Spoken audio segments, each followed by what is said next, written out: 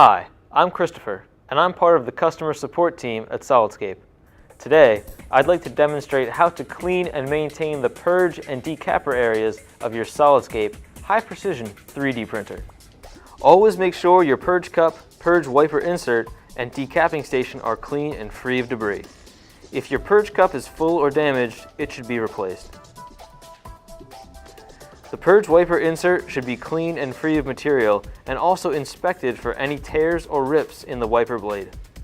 When inserting the wiper blade back into the printer, listen for a click to make sure the wiper blade has snapped back into place. Lastly, you want to make sure your decapper is clean and free of debris. You can use a cotton swab to gently wipe the inside of the keyhole.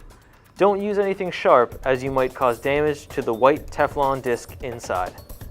On behalf of the Solidscape customer support team, we thank you for watching. Should you have any questions, please contact us or your local Solidscape service provider.